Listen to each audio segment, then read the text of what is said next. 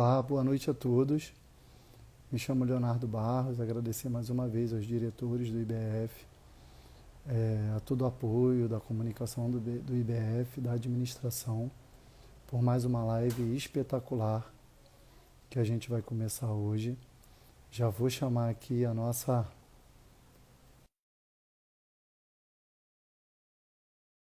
Liana, essa pessoa rica, famosa, excepcional.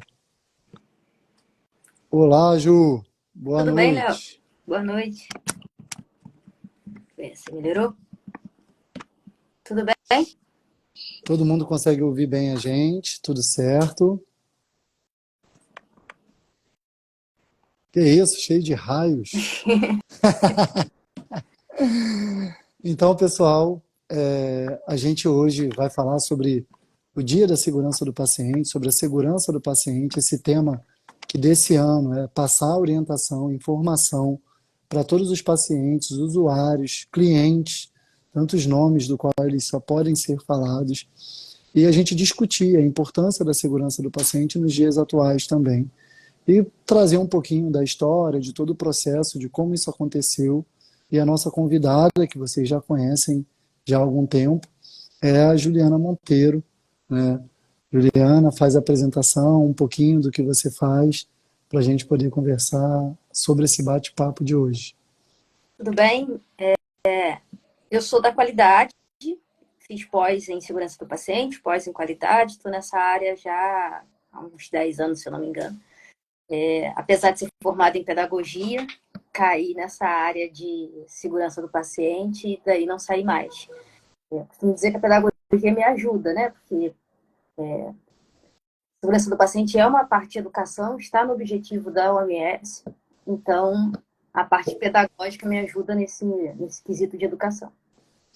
Então, sobre a segurança do paciente, é importante a gente lembrar que a Organização Mundial de Saúde, juntamente com todo o processo de organização do SUS, como já foi falado aqui em outras lives, desde lá de 1904, e passando por toda a reforma que houve na década de 70, posterior à década de 40, e tantos outros eventos que tiveram através de cirurgias, né, de forma que a gente começa a falar de alguns nomes, como evento adverso, trouxe o questionamento sobre práticas seguras, que hoje muita gente conhece como boas práticas. E todo esse processo teve um norteador no nosso país, né, em 2013, né, com o Programa Nacional de Segurança do Paciente. Mas isso já vem sendo discutido desde 99, 2004, vem essa discussão, né, 2012 até chegar a 2013 com o Programa Nacional de Segurança do Paciente. E com isso veio-se as questões de temas para abordar, sobre cirurgia, como eu já falei, sobre medicação, como eu já falei, até o surgimento do que hoje a gente já vê muito divulgado sobre as metas internacionais de segurança do paciente. E essas metas internacionais é o que a gente vai tentar trazer tópico a tópico, são 6 metas. Então, quem quiser fazer registro, quem quiser fazer as anotações, a gente vai tentar fazer essa introdução agora, igual eu fiz, mas com as palavras também da Juliana sobre o que ela pensa sobre isso, mas a gente vai buscar, de meta a meta, como melhorar essa comunicação junto a esse usuário. Como fazer isso? E, Juliana, se quiser abrir um pouquinho com a introdução, igual eu fiz também, falar coisas sobre essa questão da legislação, eu tentei fazer uma linha do tempo breve, para não ser muito extenso, traz para a gente aí alguma informação também. O tema desse ano, esse ano é um ano muito significativo para a segurança do paciente. É o ano que o Brasil completa 10 anos de segurança do paciente. Em abril, dia 1º de abril, a gente comemorou 10 anos do Programa Nacional de Segurança do Paciente. Então, pôde-se fazer um panorama do que o Brasil caminhou, do que a gente conseguiu chegar de segurança do paciente até aqui. Em 2019, a OMS instituiu o dia 17 de setembro como Dia Mundial da Segurança do Paciente. E colocou um plano de ação global, que a partir de 2021 até 2030, tinha alguns critérios, alguns pontos, alguns indicadores que o mundo todo deveria seguir para a segurança do paciente. Então, em 2021 foi parto seguro. Como fazer aquele momento de parto um parto seguro. Em 2021 foi trabalhador seguro, paciente seguro. Então, isso foi de encontro à pandemia, porque a gente estava meio no ano pandêmico, e aí foi um ano que a OMS entendeu que para o paciente estar seguro, o trabalhador também precisaria estar seguro. Depois veio parto seguro, e esse ano nós estamos com engajar pacientes para a segurança do paciente. Então, nesse ano, a OMS entende que o que a gente sempre colocou como máxima de qualidade e segurança, que era o paciente no centro do cuidado, a gente destinar todos os cuidados multidisciplinares para aquele paciente, estando ele no centro do cuidado, isso foi desmistificado esse ano. Esse ano, a OMS coloca o paciente como parceiro do cuidado. Então, ele coloca como slogan: vamos amplificar a voz do paciente, vamos engajar o paciente. E a palavra engajar significa justamente isso, que ele participe ativamente dos seus cuidados. No vídeo de divulgação da OMS, inclusive, é um relato de alguns pacientes dizendo: olha, a gente quer resposta, olha, a gente só queria ouvir, eles não nos dizem nada, a gente fica aqui às cegas, estamos muito preocupados, e a segurança começa por nós, se a gente for envolvido, melhora. E a partir disso, ela lançou um estudo que diz que se o paciente for envolvido, se ele for parceiro do cuidado, os danos e riscos reduzem em 15%, além de aumentar a satisfação do paciente, da família como um todo, e a experiência dele ser positiva em relação àquele hospital, ele querer voltar, ele querer indicar aquele tratamento para algum outro familiar ou amigo seu. Então, tem dois ganhos, né? O ganho de reduzir o risco de acidentes com ele e o ganho de melhorar a qualidade daquele serviço e a satisfação dele. 15% é muita coisa. A gente hoje no Brasil, o motivo de óbito, incidente por eventos adversos, está facilmente entre os 5 maiores motivos de óbito no Brasil. Só como exemplo aqui, ano passado a gente teve 292 mil óbitos por eventos adversos. 292 é mais do que doenças cardiovasculares, que foram 105 mil.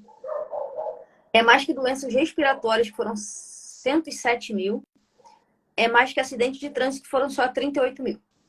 Então, a gente está um número muito grande. Foi a primeira vez, tem matérias, né, na CNN, em grandes mídias, dizendo que foi a primeira vez que a gente chegou um número tão expressivo. Isso é positivo, de alguma forma, porque a gente passou a notificar mais, mas também é um olhar. Um olhar para que a gente precisa falar de segurança do paciente, e hoje o paciente não é entendido mais como estar no centro do cuidado. Ele precisa ser parceiro do cuidado. Ele precisa estar envolvido, ele participar ativamente, compreender cada uma das metas. E aí entra exatamente no que você começou a falar. Nos objetivos da OMS, ela coloca 2 tópicos: o conscientizar profissionais e trabalhadores da saúde para esse envolvimento em todos os níveis da saúde, e capacitar os pacientes para que eles estejam orientados a participar em cada um dos níveis e o que ele precisa fazer para que aquele cuidado seja seguro para si mesmo. Então, a gente está aqui, vai discutir aqui sobre essa capacitação. Então, né, você como sendo expert em qualidade, eu, até antes de tocar nesse assunto, né, eu ia falar sobre a questão da qualidade do cuidado. Eu fui anotando aqui algumas coisas que você foi falando, e aí você falou 2 palavras aí que um dia eu aprendi num curso de gerenciamento sobre envolvimento e comprometimento, né? O quanto que o paciente ele vai estar envolvido e quanto nós, profissionais, temos que estar comprometidos em fazê-los estarem envolvidos. Uhum. Porque quando eles se tornam atores, como esse ano a gente está tentando, eles vão começar a fazer perguntas. Exato. Eles vão começar a indagar, coisa que eles sempre fizeram. Sim. Mas agora está sendo dado a eles o real direito do que eles já deveriam ter esse direito há muito tempo, de falar: ó, essa medicação aí eu não quero tomar. Ó, essa medicação aí eu não quero ficar internado. E aí, quais são os comprometimentos que nós vamos ver nos profissionais de falar os porquês, de convencer. e não afastar esse usuário, porque ele quer estar ali, mas ele tem seus medos, seus receios, e muitas vezes quando ele mostra um não querer, é por receio de todo esse processo também. De ouvir falar na rua que aquele hospital não é atendimento, que fulano lá, quando era avô dele, não fez esse atendimento. E aí dentro disso, para a gente poder chegar realmente lá nas metas e nos usuários, eu queria trazer um pouquinho sobre a importância desses indicadores de qualidade.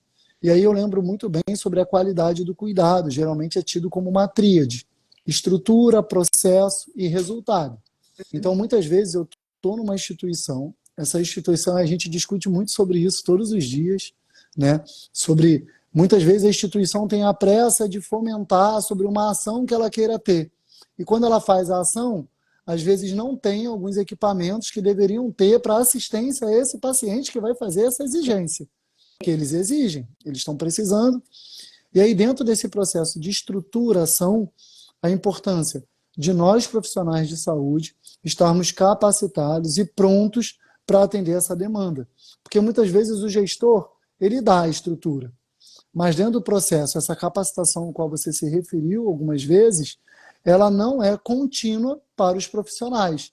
E aí, na hora do resultado, que é o atendimento ser feito com essa qualidade, a gente começa a gerar indicadores, seja com ouvidoria, seja com questionamentos sobre protocolos de operação padrão, sobre planejamentos, né, que a gente fala muito sobre a questão, né, da causa e efeito, entre outros indicadores e processos para essa qualidade melhorar. Quando a gente tem isso, a gente começa a buscar formas de gerenciar. E aí eu sempre falo para os meus alunos o seguinte: sempre vai haver risco. A questão é o quanto eu estou preparado para reduzir esse risco ao mínimo possível para não gerar algumas coisas. E aí, para vocês que estão assistindo a live, a gente tem algumas nomenclaturas que a gente pode usar ao longo da live, como notificação, né, sobre circunstância notificável, sobre questão de evento adverso, sobre questões de NIR/NIS. E assim, de uma forma, né, que isso daí você vai brincar de falar, né, queria que você citasse algumas situações que geram essas circunstâncias notificáveis. Ah, poxa, eu tenho que notificar tudo. Ah, não, não tem que notificar tudo. Ah, o que faz com a notificação? Isso marca o profissional? Ou isso marca um indicador para eu capacitar melhor esse profissional? Aí queria que você fizesse, sobre esse fluxograma, um apanhado aí daquilo que você, né, não vou falar que você já me cobrou, mas que você luta muito para que nós, profissionais, venhamos a entender a importância de ter indicador, de ter apontamentos para que, dentro disso, gere capacitações. A segurança do paciente é o que você falou, né? A definição de segurança do paciente é essa: reduzir no mínimo aceitável os riscos do paciente. Numa analogia aqui, seria como dirigir. Todo mundo que dirige tem risco no trânsito. E como é feito para diminuir esses riscos? Você segue as leis de trânsito, regra de velocidade, usa cinto de segurança, tem uma série de regras que fazem com que você reduza a chance de ter um acidente de trânsito. Não quer dizer que você não terá, não quer dizer que vai zerar essa chance. A ideia do evento adverso é a mesma coisa. É que a gente, através das notificações, a gente compreenda quais sejam aqueles riscos e coloque barreiras.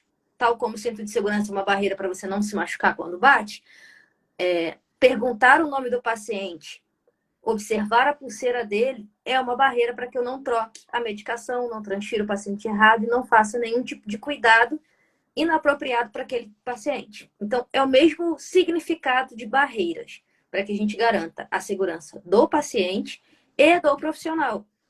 Não tão distante, a OMS colocou isso como um objetivo: paciente seguro, profissional seguro, paciente seguro. Isso não é desassociado. A segurança do profissional está diretamente ligada à segurança do paciente. Cada uma das metas tem uma barreira, tem um indicador, tem uma métrica, mas nada disso é possível sem as notificações. Então, aí está o primeiro desafio de qualquer instituição: colocar uma cultura de segurança do paciente que coloque o profissional num nível de segurança institucional, psicológica e maturidade para que ele reconheça o seu próprio erro e que aquele erro seja trabalhado de uma forma educacional, trazendo melhoria para o processo. Então, isso é uma estratégia de gestão, não está diretamente ligado ao profissional. A gestão precisa fomentar isso, essa cultura de segurança, e estudos revelam que cultura para se mudar leva no mínimo 20 anos. Nós temos 10 anos de segurança do paciente. Então, a gente está ali no meio do caminho, engateando, para que essa cultura seja instituída no Brasil. O que já é um ganho, a gente já tem um número significativo de notificações. Ano passado, nós tivemos 6 mil notificações. Foi um recorde nesses 10 anos. Então, a gente está caminhando bem para isso.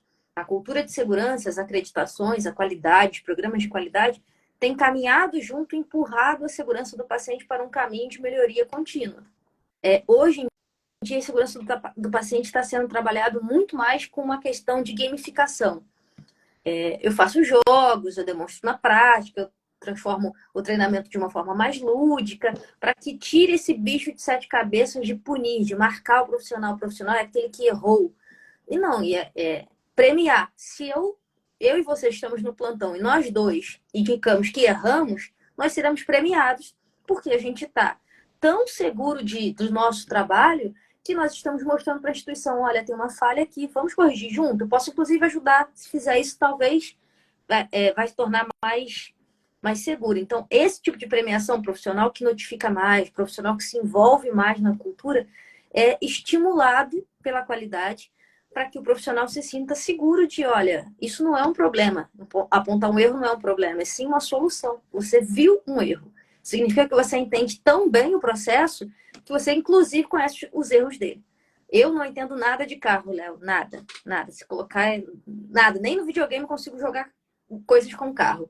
Então, eu não consigo entender um problema que eu acho no carro. Mas outras pessoas que entendem daquele processo, um barulho já significa diversos tipos de problema. Então, se você consegue identificar um erro dentro de um processo assistencial, dentro de uma dispensação de medicamento, dentro de uma cirurgia segura, dentro de uma transferência, significa que você conhece muito bem aquele processo. Significa que você leu o POP, que você está estudando e que aquilo te apontou que há um risco. Não, ninguém que é leigo consegue entender. É por isso que a Anvisa coloca, a OMS coloca. Conscientizar os profissionais, então é uma dualidade. O profissional ele precisa estar consciente que o paciente vai perguntar e que ele precisa ser instruído das formas com que ele vai ser tratado, do porquê da pulseira, do porquê da grade elevada, do porquê que vão escrever qual é a lateralidade da cirurgia, do porquê que vão perguntar para ele em todos os cuidados qual o nome dele. Não é porque a gente é esquecido, não é porque o enfermeiro não vai lembrar o nome dele. E assim ele vai, se não perguntarem, ele vai falar, ué, por que você não perguntou meu nome? Por que não colocou a pulseira em mim? Por que você não lavou as mãos antes de encostar em mim? O paciente ele vai estar ali lembrando cada um desses tópicos. Isso vai ser uma segurança para ele mesmo e para todos os profissionais. Que caso o profissional, na hora do plantão corrido, que a gente sabe que acontece, ele realmente esqueça, o paciente é mais uma barreira. Ele vai falar, não, tudo bem, senhor, eu esqueci mesmo, deixa eu conferir ali. E não vai ter nenhum problema isso. Não vai ser algo punitivo, não vai ser algo de ouvidoria, não vai ser uma crítica. Vai ser um trabalho em conjunto. E o segundo parte dessa dualidade é capacitar os pacientes. Não é simplesmente que ele vai perguntar porque ele é chato. Ele vai perguntar porque ele está instruído. Ontem eu participei de uma palestra e foi um aprendizado muito grande, porque na pediatria a gente está habituado que o pai e a mãe perguntem tudo. Inclusive, no meio da saúde, há algumas brincadeiras falando assim, pediatria é mais chato, pai e mãe pergunta tudo. Mas quando é adulto, a gente já não quer mais que ele pergunte tudo. A gente já acha que ele tem que ouvir e ficar calado. Quando é gestante, a gente pergunta para a gestante, não para o parceiro ou parceira. A gente pergunta só para ela. Para a família, a gente não envolve mais. Só se o parceiro ou parceira falar, tipo, olha, mas ela tem dúvida nisso. Aí a gente começa a envolvê-los. Existe hoje pré-natal de parceiro. Será que o pessoal que está aqui na live sabe que existe pré-natal do parceiro? Então, e não existe de hoje, né? Existe já há algum tempo. Então, esse tipo de envolvimento que é o objetivo desse ano. Nada de evento adverso, nada de segurança do paciente é para punir. é sempre para melhorar os processos. É sempre a gente aprender com aquilo que está acontecendo. Com os erros, que são os incidentes e os eventos adversos, e com os quase erros, que a gente chama de near miss. É isso, deu uma aula e simplificou tudo. Então vamos lá. Você já começou a falar sobre algumas coisas, sobre notificação, falou do estímulo, que até é uma forma de premiar, trazer capacitações profissionais para poder falar sobre abordar aquele assunto, trazer esse funcionário para dentro, muitas vezes, da educação permanente, para ele poder falar sobre o assunto, ele ser certificado. Alguns profissionais continuam seus estudos, então a certificação para eles da instituição é muito importante. E aí, após isso, você já começou a falar sobre a questão de um pouquinho das metas internacionais, como a identificação do paciente. Quando a gente traz essa questão da identificação do paciente, essa capacitação, como você falou, do próprio usuário, algumas pessoas começam a perceber já. Quem estiver na live, quiser interagir, quiser perguntar, pode ficar à vontade. E compartilhar também.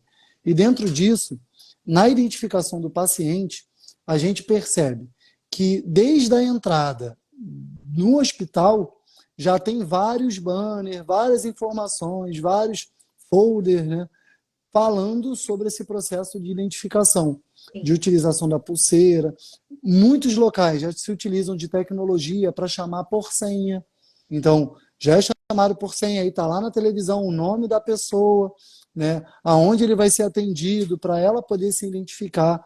Alguns, além dessa questão visual, tem a questão tanto da acessibilidade, quanto das questões da língua brasileira de sinais, né? Alguns podem ser surdos, outros podem ser mudos, outros cegos, e com isso já usam também alto-falante dentro das unidades de saúde para poder proferir o nome da pessoa, permite o acompanhante adentrar, seja na área de obstetrícia, como você falou na questão do pré-natal, seja em unidade de clínica da família, onde o profissional vai até a casa, depois de alguns registros, saber onde a pessoa mora. Algumas empresas também já fazem isso em alguns estados do país. Eu lembro muito bem, durante uma especialização, que dentro de indústrias, né, em alguns estados, é contratado um médico para acompanhar o pré-natal, para que o marido possa produzir sem se preocupar com a esposa. E aí, nesse momento, tem um home office, que a gente aprendeu bastante na questão também, né, por conta da pandemia, mas isso já vinha acontecendo, como você bem disse, algumas mudanças nessa questão. Só escolheu um ano para isso. Quanto à identificação do paciente, né, as importâncias desse paciente estar identificado, existe um termo, né, chamado homônimos, não sei se todo mundo que está na live conhece isso. O homônimo é um exemplo. Eu me chamo Raquel de Souza Soares. Aí a Juliana aqui, né, eu vou dar um codinome para ela, Raquel de Souza Silva. E aí, se tiver algum tipo de abreviatura nessa identificação, essa identificação pode se tornar difícil na hora de internação desse paciente, na hora de medicar esse paciente.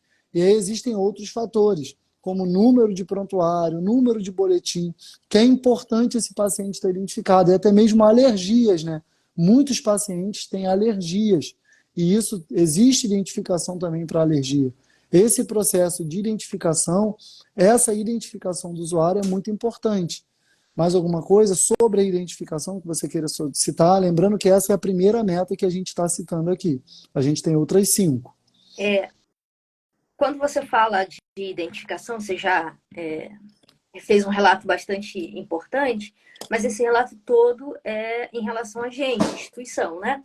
Como o tema desse ano é para a gente envolver o paciente, a gente pode fazer essa dobradinha, eu e você. Você fala da instituição e eu vou tentando falar sobre como envolver o paciente nisso. Então, tem folder, tem banner, mas é preciso, em todo momento, informar o paciente do porquê. Então, tá, coloquei a pulseira nele, que é a pulseira branca, geralmente de internação, que está no protocolo da Anvisa. Tem que avisar ele porquê daquela pulseira, da segurança dele. Coloquei a pulseira de alergia, que a gente vai falar mais pra frente. Precisa avisar ele por quê. Cada vez que vai fazer o cuidado, o profissional se apresenta, diz que vai fazer o cuidado e pergunta o nome do paciente. E tem metodologia para perguntar esse nome. Eu não posso perguntar Bruno, né? Se você tiver adoecido, geralmente você vai ficar com tiro na cabeça. gestor no celular e tal, a chance de eu só concordar é muito grande. Então, a metodologia correta é: qual o seu nome? Nome completo, por favor. Todas as vezes. Vai se tornar chato numa internação de longa permanência? Talvez, mas isso é uma barreira de segurança. Então, o paciente ele precisa entender que, por mais que ele tenha lá medicação, 6, 12 e 18 horas. 6, 12 e 18 horas vão chegar para ele e vão falar: qual o seu nome completo, por favor? Não é que de 6 horas alguém esqueceu. É uma barreira de segurança. Ele compreendendo esses porquês: olha, se eu fizer isso, eu não vou trocar a sua medicação. Se eu fizer isso, todo cuidado feito para o senhor, eu estou lendo o nome do senhor, então assim não haverá nenhum tipo de erro. Ele vai passar a cobrar aquele tipo de atitude do profissional. Então, na primeira meta, a importância dele entender os porquês dos mecanismos de barreira faz com que ele não use casaco escondendo a pulseira. Faz com que a mãe que está com o bebê não tire a pulseira do pé do bebê para guardar de lembrança da maternidade, porque é lindo, maravilhoso que ela quer guardar para mostrar ao filho adulto.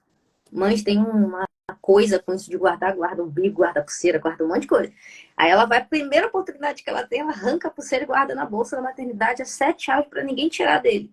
Mas ela faz isso por quê? Porque ela não entendeu qual é o motivo daquela pulseira. Se ela entender, com certeza ela não vai tirar. Mãe tem cuidados com os filhos, então ela não vai tirar.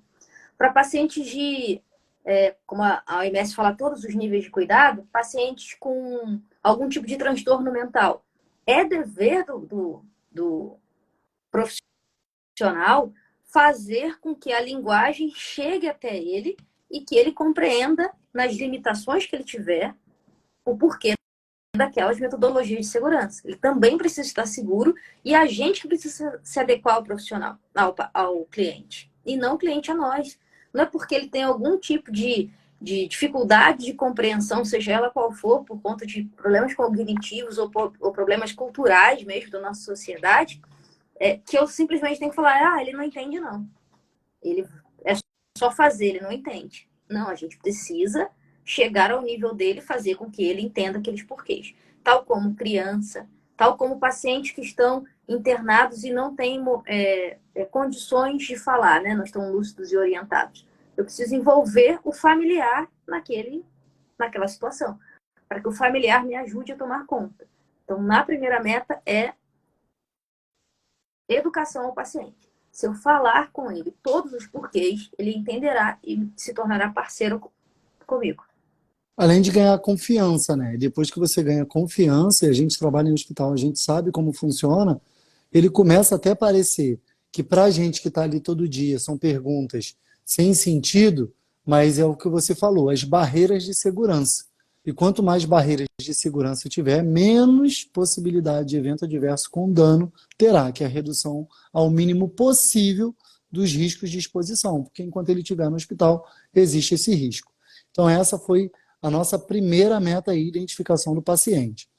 E aí tem a segunda meta, a comunicação efetiva. Então, eu aprendi, né, dentro dos hospitais, nós temos a identificação, você aponta para você, outras pessoas apontam para a pulseira, como a primeira meta. A comunicação faz como se fosse, né, um telefone sem fio. Eu vi isso de uma enfermeira, né, uma coronel do Exército, Simone Moura, e também eu vi no Hospital da Mulher a Kelly fazendo sobre isso, e a gente acontece que consegue gravar muito melhor isso. Então, a comunicação, né, efetiva. Nessa comunicação efetiva, a Gil já citou alguns exemplos sobre ela. Se comunicar é importante. Sim. E a efetividade dessa comunicação, acredita-se que, se eu sou o profissional e a Juliana é o paciente, quando eu estou me identificando, falando que eu sou o enfermeiro, que eu sou o técnico de enfermagem, que eu sou o médico, que eu sou o nutricionista, até porque para que muitos, né, que não saibam, assim, essa questão profissional é da equipe inter, transdisciplinar. Todos têm que colaborar para todas as metas internacionais. E aí, dentro disso, falei para ela o que eu sou, falei para ela o que eu faço, o que eu posso, pergunto o que eu posso fazer por ela, e ela vai me dizer. Às vezes eu vou estar com uma bandeja de medicação, e ela vai falar: poxa, poderia me levar no banheiro primeiro? Porque a medicação talvez não faça esse efeito. E ela querer ir no banheiro. E isso tornou ela estressada, desagradável, ansiosa, e tudo isso é o que a OMS está buscando. Deixar esse paciente, mesmo no momento tão complicado que é de uma internação, de um atendimento hospitalar, ele confiante, confortável e com essa qualidade de atendimento. E aí, sobre a comunicação efetiva, fora o que você já citou de exemplo, tem mais alguma coisa? Tá. Na comunicação efetiva, acho que é uma das metas mais difíceis da gente lidar. Tanto é que a Anvisa tem protocolos para as outras 5 metas, mas não tem um protocolo base para a meta de comunicação efetiva. Hoje se fala para os profissionais muito na comunicação de alça fechada, é um termo que está sendo mais mobilizado agora, que é o quê? Todo mundo já deve ter visto no Grey's Anatomy, né? Formados em Grey's Anatomy aí, fiquem atentos, que é o Léo é o médico que fala para mim, prepara uma ampola de adrenalina. Eu, na mesma oportunidade, falo para o Léo, preparando uma ampola de adrenalina. O Léo não perde tempo perguntando, gente, e aí, quem fez a ampola? Porque no momento de emergência, ele saber que o comando está sendo executado e que está todo mundo na mesma sintonia, facilita o fluxo para que haja agilidade. Então, isso tem se pedido hoje na comunicação, que seja uma comunicação de alça fechada. Então, eu falo e o outro emite um feedback daquilo que compreendeu e que está executando. Isso para os profissionais. Mas isso, a comunicação permeia. O registro no prontuário eletrônico tem que ser claro, objetivo, completo. As redes sociais hoje fazem com que a gente escreva pouco, então precisa escrever. O registro multiprofissional ali de pareceres e disponível para que todo mundo que está envolvido no cuidado consiga ver.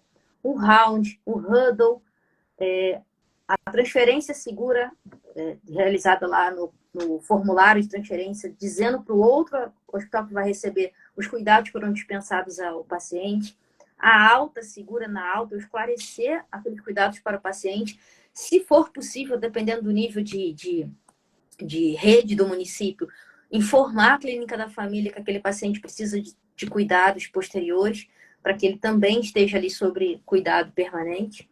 Isso para os profissionais. Já para o paciente, é justamente eu ouvi-lo, eu permitir que aquela comunicação exista. Hoje, se de forma geral, né, se o paciente fala assim, vamos pesquisar aqui, perguntar aqui na live para quem está aqui. Se você está acompanhando o paciente internado, e de forma geral, não precisa citar nenhuma instituição, não. Todo dia ele toma um tipo de medicamento. De repente chega um profissional com outro medicamento, com medicamento de outra cor, e você verbaliza. Fala assim, não, ele não toma medicamento amarelo, não. O que ele está tomando é branco.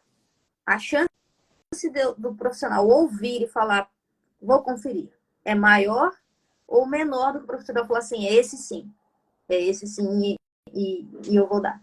Então, é compreender as dificuldades do paciente. Então, se o paciente fala, eu quero ir ao banheiro, se o paciente fala, eu estou com dificuldade de entender essa prescrição, eu conseguir me comunicar no nível dele.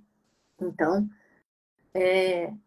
eu perceber nos detalhes. Às vezes o paciente fala assim, isso eu aprendi também recentemente. Você tem alergia a algum medicamento? O paciente fala, não, não tenho não, só a corante. Para a gente, profissional, a alergia a corante é bastante significativa. Tem vários medicamentos que têm uma cor bastante forte e que não seria legal eu dar a ele. Então, eu prestar atenção nos níveis de comunicação que o paciente tem comigo. E comunicação, como todo mundo sabe, é confiança. Eu só falo se eu tiver abertura. Então, existe a comunicação verbal, essa que nós estamos realizando aqui, a não verbal. Se eu estiver olhando para o computador de cara fechada, dificilmente o paciente ficará à vontade de relatar outras coisas a não ser aquelas perguntas fechadas que eu estou dando a ele. Então, fala-se em todos os níveis. Então, a gente está falando de hospital, mas isso também se aplica à clínica da família, também se aplica aos âmbitos de deshospitalização, ao ambulatório, para que o paciente compreenda aquilo que ele está recebendo e que dê o tratamento em casa. Muitas vezes, quem já não começou um tratamento medicamentoso e por algum motivo esqueceu e parou, abortou o tratamento. Qual o paciente que não esteve internado por um tratamento de uma IST e foi embora porque achou que era normal? maternidade a gente vê isso completamente. Então, por que ele achou que era normal? Porque a gente não conseguiu comunicar efetivamente com ele e garantir que ele fosse ator ativo do seu cuidado. Verdade. Você falou aí sobre as questões de comunicação, de efetividade, falou sobre registro. O importante é registrar tudo que o paciente fala, tudo que se coloca para ele para ser feito. Registrar é muito importante, a gente tem muito problema por falta de registros também. E aí nós vamos para a terceira meta. Essa terceira meta fala sobre a questão da administração de medicação segura. A gente geralmente faz a letra M, de administração de medicação. E aí a gente começa a perceber já na terceira meta que tudo que está sendo dito complementa a outra meta. Porque a Juliana falou do feedback. Se eu vou fazer uma medicação e eu tenho feedback de quem está realizando, ou quem realizou a medicação, quem prescreveu, quem está naquela ação, é importante eu informar tudo isso da mesma forma. Qual a ação da medicação, qual o efeito que ela tem, aí eu trago esse paciente. Porque o paciente, geralmente o paciente adulto principalmente, ele já sabe as medicações que fazem bem a ele e ele já sabe as medicações que fazem mal a ele. Então, a administração de medicação da forma segura, ela se inicia desde o pensamento de qual medicação prescrever, da discussão sobre aquela medicação vai ter o efeito que se espera dela antes de administrá-la. E ainda antes de administrá-la, saber se esse paciente está identificado, se essa medicação está identificada para este paciente, se eu comuniquei ao farmacêutico, se eu comuniquei a todos os profissionais envolvidos, e aí eu chego na beira do leito, anteriormente a estar com a medicação em mãos para fazê-la, e eu informo ao paciente. Ó, as medicações são feitas em tal hora, tal hora, tal hora, elas têm esses efeitos. O senhor já fez uso dessas medicações? Já teve algum efeito colateral? Algum efeito adverso? Aí ele às vezes não entende o que você está falando. É colateral, é adverso? O que é isso? Alguma medicação já te fez mal? E aí ele vai falar o relato dele. Às vezes o relato dele não se encaixa com a não administração da medicação, mas ele vai falar algo importante para que ele não tenha outro problema lá na frente, porque você vai orientar ele, você vai informar ele. O que mais tem registro é paciente que tem alta hoje e volta para internação amanhã, porque não foi informado para ele sobre o horário, e às vezes ele não sabe ler, então não foi dito para a família. Então a medicação envolve a questão da comunicação efetiva e a questão da identificação. Fala um pouquinho para a gente, Ju, por favor. Na medicação, tem algo que seus alunos devem estar aí, você com certeza já passou, que são os 13 certos da enfermagem. Vou deixar você falar dos 13 certos, não vou me arriscar a fazer isso. Mas um dos 13 certos é o direito de recusa ao paciente. É a instrução ao paciente daquela medicação.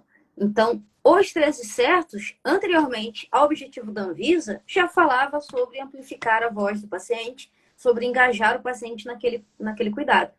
O paciente ele tem direito de recusar? Tem. Mas ele pode recusar se ele fala não e você vira as costas e vai embora? Não. A orientação dada no cumprimento dos 13 certos é, caso ele tenha a vontade, o desejo de recusar, caberá ao profissional falar para eles os prós e contras daquela medicação. O que acontece se ele deixar de tomar e o que acontece se ele tomar regularmente. Então, eu estou fazendo o quê? Me comunicando, dando voz ao paciente, engajando ele para o seu próprio cuidado. Então, o exemplo da medicação com os 13 certos é o resumo do engajar o paciente. Eu não estou simplesmente chegando na beira do leito, pegando o braço do paciente e infundindo medicação. Eu preciso fazer com que ele compreenda aquele processo, que ele permita aquele cuidado. Então, eu estou colocando o paciente não como um receptor do cuidado, e sim como parceiro. Senhor, olha, o medicamento é esse, o senhor já tomou, vou fazer desta forma, vai nesta via, o senhor tem o direito de recusar, mas nesse direito tem prós e contras. Prós e contras. Os contras são muito maiores, vamos tomar, vamos fazer. Isso em todos os níveis, mesmo na clínica da família, há um trabalho exaustivo para que pacientes hipertensos permaneçam no seu tipo de cuidado, permaneçam tomando a sua medicação regularmente, por exemplo.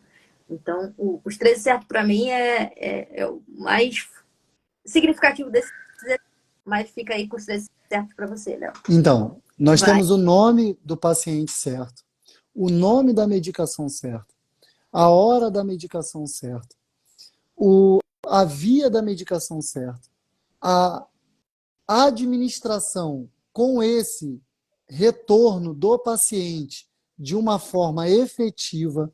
Eu tenho que efetivar, não adianta só eu dizer para o paciente assim, ó, é essa via, é essa medicação. O senhor tem alguma alergia da medicação?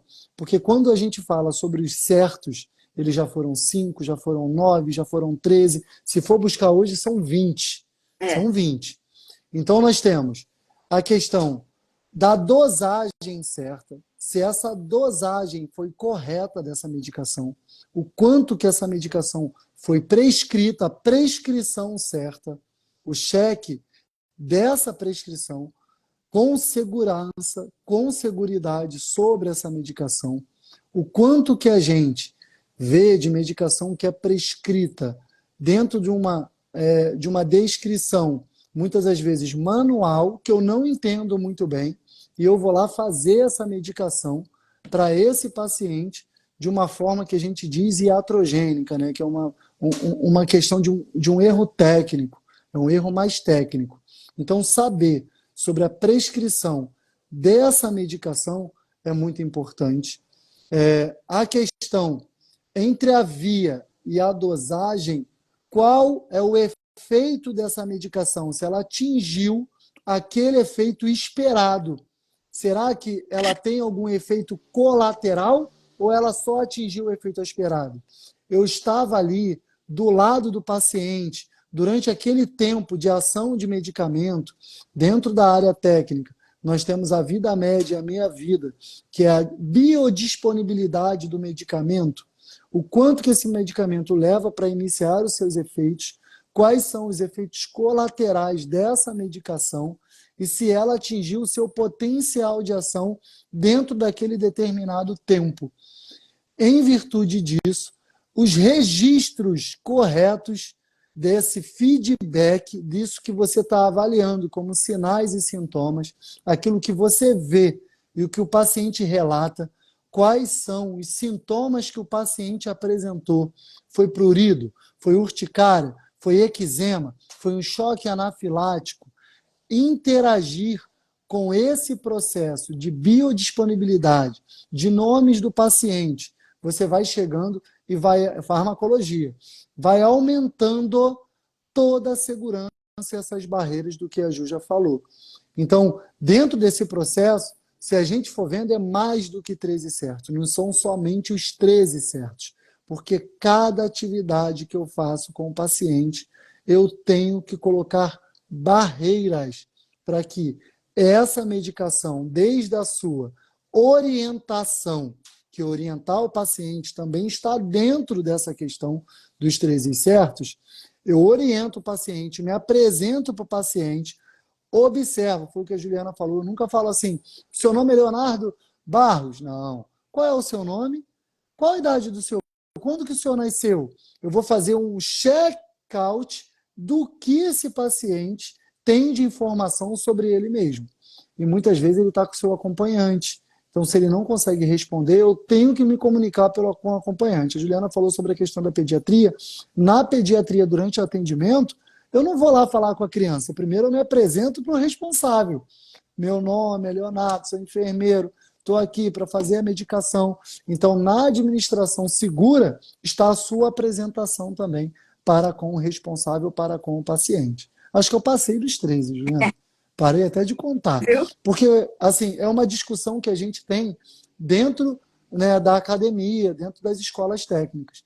Que se a gente for fazer barreiras como é orientado, tanto pela RDC 36, que a gente está falando o tempo todo sobre segurança do paciente. Hoje a gente tem uma resolução de diretoria colegiada específica sobre isso, é importante, que ela faz aniversário agora também, se eu não me engano, entre julho e setembro. Se eu não me engano, é setembro. Dia 22, acho que é dia 22 de setembro, porque no mesmo ano que foi promulgada a portaria 529, veio a RDC junto à Anvisa pela resolução colegiada. Então, a gente está nos 10 anos também. Foi um combo aí de informações, tanto que toda a fiscalização que se tem, se dá um tempo para essa implementação, como a Juliana falou no início, para quem chegou agora. E aí, dentro dessas barreiras, a gente parte para o quarto. O quarto tem a ver com a cirurgia segura, que a gente falou um pouquinho sobre esse processo quando você fala do pré-natal. Porque eu tenho os cuidados de cirurgia, os cuidados imediatos, tardios. Então, dentro desse processo, a cirurgia começa, seja ela qual for, e aí pode ser necessário um incentivo, sempre vai ser amplo e norteador de que o parto seja natural. Mas existem alguns casos de alta complexidade que tanto eu quanto a Juliana, como algumas pessoas que estão na live sabemos, de hospitais de alto risco que necessitam de ter essa avaliação desde o seu pré-natal. Então, desde o pré-natal, eu estou conferindo isso, fazendo checklist cirúrgico desde o pré-natal. E aí, sobre essa questão da cirurgia segura, eu, quando penso, eu lembro muito do time out. Lembro muito do time out, que parece muito o que você falou lá atrás. Uhum. Né? Quando você fala assim, quem vai fazer a medicação? Aí queria que você trouxesse para a gente alguma coisa também da cirurgia segura. O time out, que o Léo está comentando, é um momento ali da cirurgia que fazem um checklist antes, durante e depois da cirurgia. Mas isso é para profissional. Como nosso objetivo aqui é permear o tema da OMS, como o paciente precisa ser envolvido nisso? Algumas pessoas aqui já devem ter passado por alguma cirurgia ou conhece alguém que passou por cirurgia. Quem leu na totalidade e perguntou os termos de consentimento. Que pediu o profissional, olha, eu não entendi isso aqui. O que é anestesia geral? Eu não entendi. Eu posso ser... No momento do meu parto, eu posso ficar sem ver nada? Por quê? Todo o esclarecimento de qualquer cirurgia está no termo de consentimento. Tem termos de consentimento para transfusão, para transferência, para cirurgia de todos os tipos. Cada tipo de cirurgia tem um. E é importante para todos os pacientes e familiares lerem, porque eles assinarão aquele termo. E caso em qualquer dúvida, tem que perguntar. Se o paciente, no momento de dor, não consegue perguntar, é importante que o familiar que está de acompanhante pergunte. O acompanhante que está ali, a gente que trabalhou em maternidade, ele não está ali a passeio, ele não está ali para tirar foto, ele está ali como um ator importante naquele cuidado, ele vai auxiliar o cuidado. Então, em forma de auxiliar o cuidado na cirurgia segura, ele conhecer todos os requisitos, direitos e deveres do termo de consentimento, perguntar e só autorizar, só assinar, caso todas as dúvidas estejam esclarecidas. É lógico que a gente sabe que existem alguns momentos que há urgência, que o risco do paciente, a vida do paciente é muito maior do que qualquer um desses termos de consentimento. Não estamos falando desse momento do cuidado. Desse momento do cuidado, haverá pouca comunicação, porque o objetivo principal é a vida. Mas nos outros, em que não há risco eminente à vida do paciente, há sim todo o esclarecimento da equipe de saúde em relação àquele momento cirúrgico. O momento cirúrgico geralmente é o mais famoso. Das 6 metas é o que o pessoal tem mais medo. Existe até um relato famoso de uma paciente, pode procurar na internet, que ela ia ser operada, ia fazer uma cirurgia numa perna, e ela escreveu de caneta permanente que é essa perna aqui, de forma gigante, pegando a perna inteira. Porque veiculou-se paciente que opera o lado errado. Então, é o que o paciente, de forma geral, tem mais medo. Então, ele vai mais cauteloso para o momento de cirurgia segura do que para os demais procedimentos. Mas é importante o conhecimento dos termos de consentimento.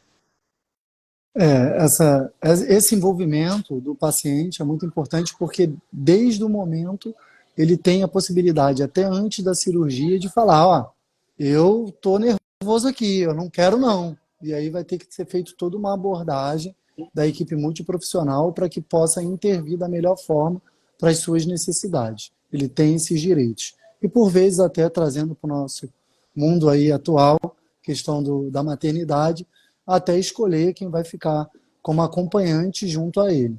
E aí, nessa situação, a gente passa para o quinto, que é as infecções relacionadas à assistência à saúde, chamada de IRAS, ou higienização das mãos. É o quinto passo. Sobre ela, foi um dos principais norteadores, né, quando começa essa discussão sobre segurança do paciente. Essa importância para o paciente da sua própria higienização e a vinculação de que o profissional faz essa higienização também. Dentro dos hospitais hoje, os profissionais conversam com o paciente o tempo todo sobre cada momento, do porquê está higienizando, do porquê está fazendo aquilo, e essa importância em qualquer procedimento. Exato. O Covid tornou a meta 5 muito popular, né? Todo mundo hoje o tempo todo higieniza as mãos. Mas a higienização das mãos é um bom exemplo do quanto é importante a comunicação. Na mesma medida em que o Covid popularizou a meta 5, ele também a deixou com falta de técnica, por assim dizer. Provavelmente quem já usa o transporte público já viu. Hoje em dia se faz higienização das mãos colocando álcool, faz assim como se estivesse passando perfume na mão, balança bastante e ainda cheira, para saber se está tudo certinho aqui na mão. Então, isso não é a técnica correta de higienização das mãos. CCH, se nos vê fazendo isso aqui, agora acabou de ter um infarto nesse momento.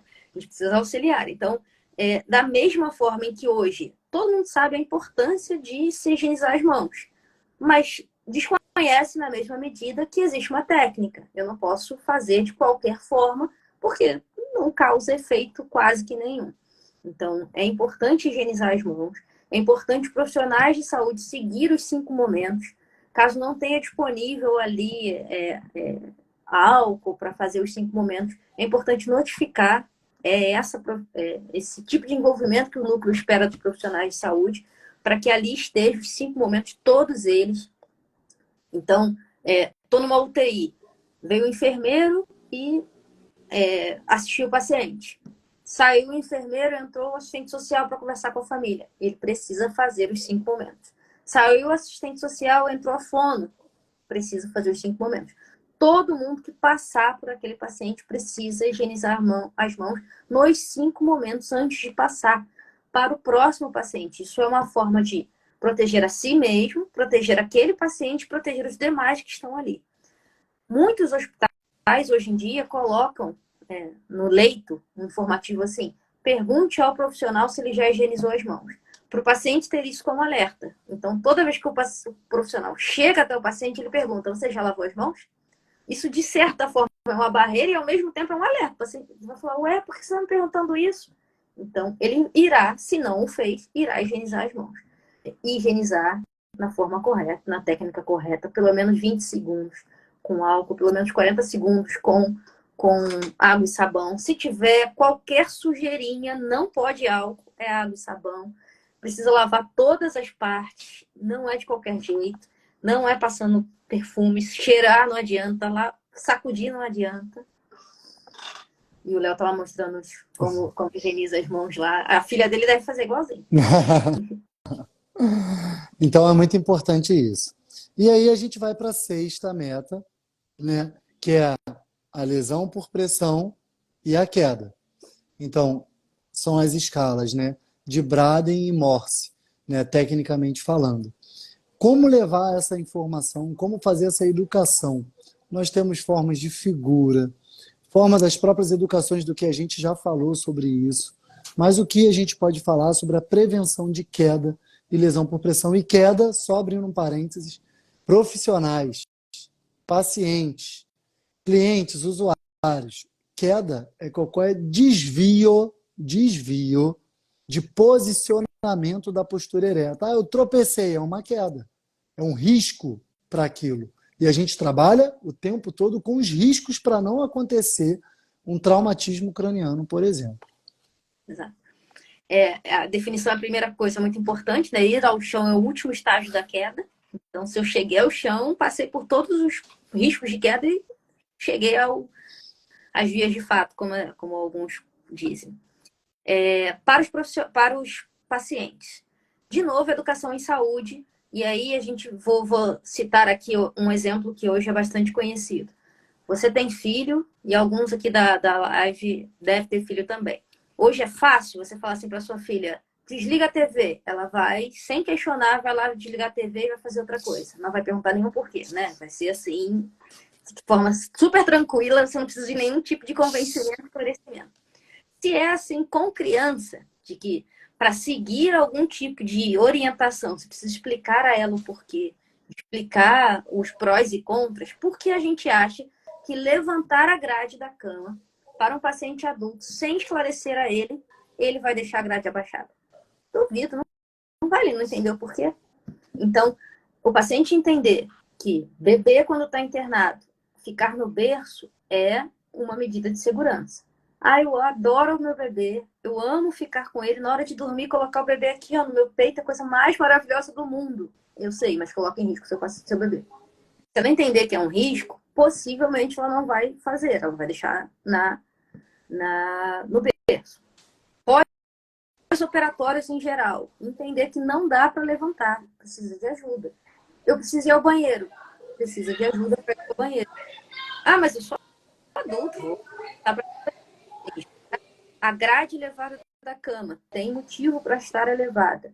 O resultado da escala de Morse lá para ele, falar, olha, seu nível é moderado, então tem grande chance de você cair.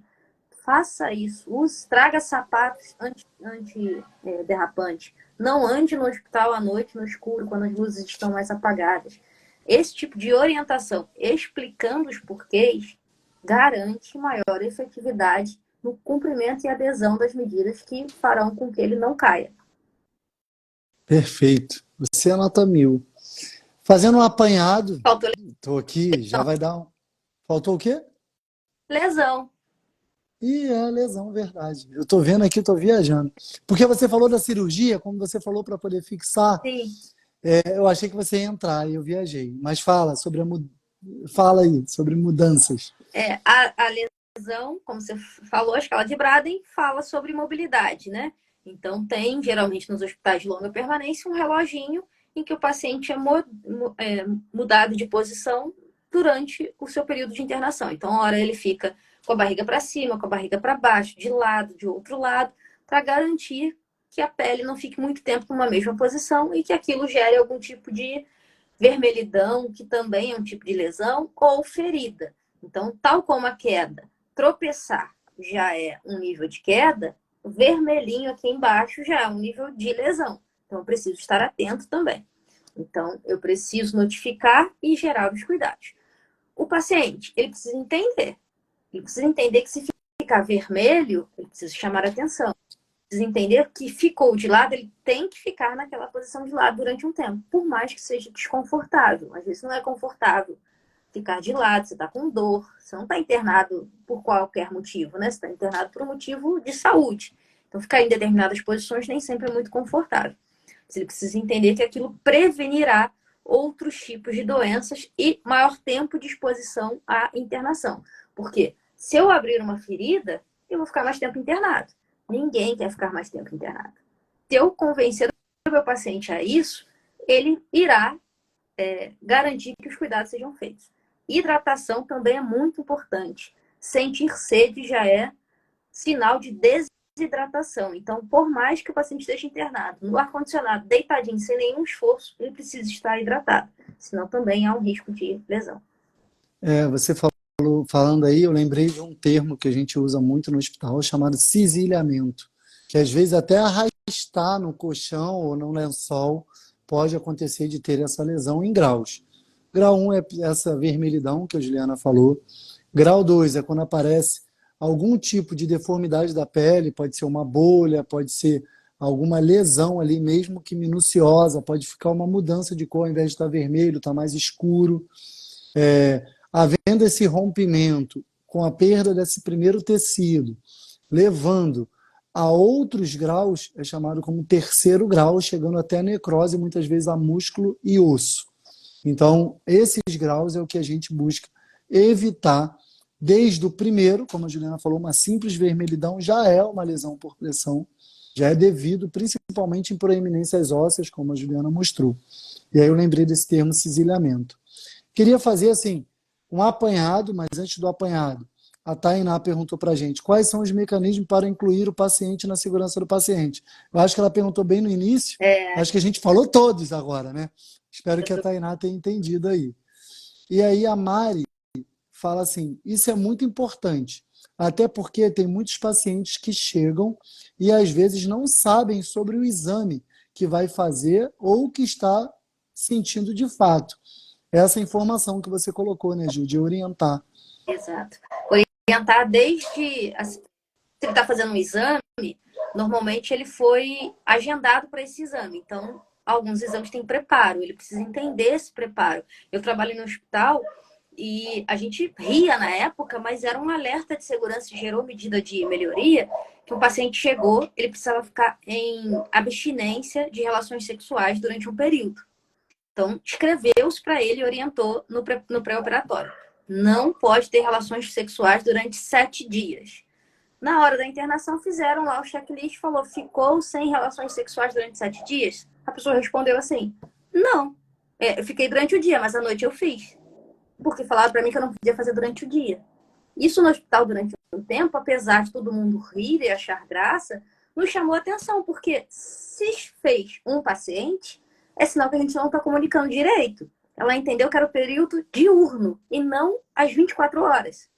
Então, é um alerta. Então, a gente passou a dizer dia e noite. Nem todos os pacientes são completamente esclarecidos. Então, a gente precisa comunicar bem do preparo, do qual exame, de como vai fazer, do que ele tem que ter de cuidado, de pós-exame, de quais são as dores que ele sentirá, o que é normal e o que não é normal, para que ele possa voltar, para que não haja problemas de internação. Então, todo esse tipo de comunicação é importante para ele e para a família. Agradecer muito a Juliana, mas assim, queria fazer um combo antes de concluir. A gente falou sobre o envolvimento e comprometimento do paciente junto ao profissional. Falamos sobre a questão da qualidade do cuidado, desde a sua estrutura, seu processo, seu resultado. Falamos sobre gerenciamento de risco. Falamos sobre cultura de segurança. Falamos sobre o estímulo, a premiação em aumentos de notificação, para que possa haver mais capacitações, melhoras desse atendimento, desde procedimentos operacionais padrões até normatizações dentro da instituição, para melhor fomentar ao usuário a necessidade de ele ser o ator principal desse processo, dessa cultura de segurança. Falamos de todas as metas internacionais, as 6 metas: identificação do paciente, comunicação efetiva, administração de medicamentos seguros, cirurgia segura, infecção relacionada à assistência em saúde, higienização das mãos, prevenção de quedas, lesões por pressão, voltados à educação em saúde para que o paciente seja informado e orientado sobre a importância dele fazer perguntas sobre o processo de internação.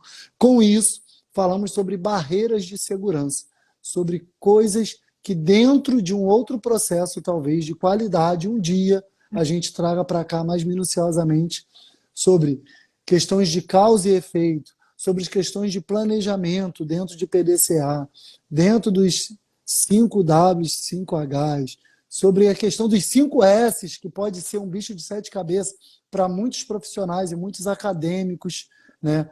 Em um dia, quem sabe? Hoje foi sobre a importância da educação sobre o paciente. Os alunos vão ter prova terça-feira, então eles vão se dar bem agora sobre segurança do paciente. Você deu uma bela aula. E queria que você concluísse, né, esse processo, para que eu fale mais alguma coisinha aqui, que tem várias pessoas importantes na live, agradecer a todos, mas fala aí, conclui a sua presença. Te agradeço muito, Juliana, muito mesmo. Você é uma parceirona.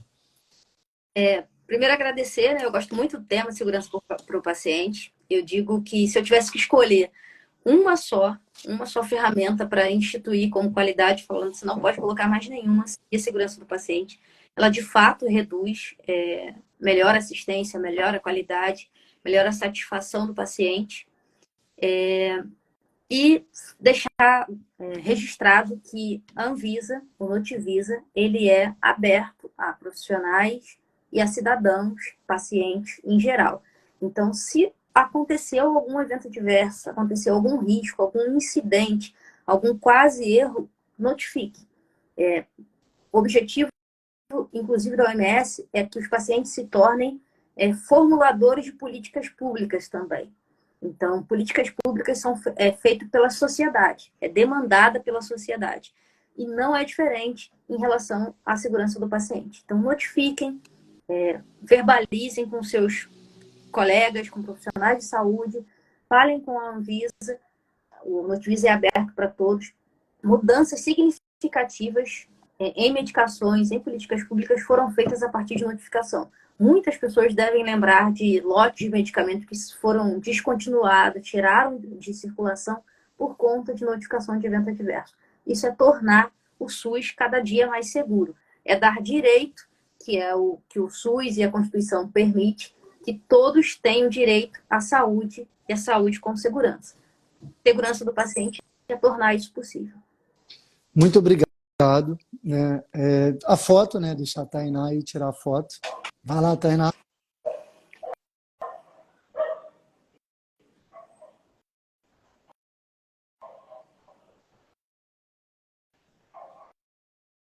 Foi? Não estou te ouvindo, Léo. Queria que finalizasse a live com uma pessoa muito para a gente, que é a Leia Dantas, e já deixar aqui aberto um convite para qualquer hora aí a gente fazer essa live juntos, eu, Leia, Juliana, falando sobre algumas questões sobre a importância. Leia é estomoterapeuta, enfermeira. A gente está planejando a live, Leia, mas não tinha como não te aceitar, porque eu tenho, né, um apreço muito grande por você, vi o seu trabalho durante esse tempo, e é um orgulho muito grande. Obrigada, Léo. Você também. Um grande abraço a todos. Pode falar. A Leia podia ter falado um pouquinho da lesão, dos cuidados aí, ó. Na próxima live a gente já deixa aí já organizado com ela dos cuidados. Será um workshop bastante... Dos estágios, falarei sim. Esse é o motivo que eu deixei ela entrar, já é um convite. Tá. Um grande abraço. A gente está passando um pouquinho do nosso horário e a gente tem buscado agradecer os diretores, a todos. Agradecer a Leia por ter entrado, que eu chamei aqui correndo. E fica aí a deixa. Assistam a live e já a gente vai ter a Leia aqui com a gente, com certeza. Obrigado, Leia. Obrigada pelo convite. Beijo. Tchau. Tchau.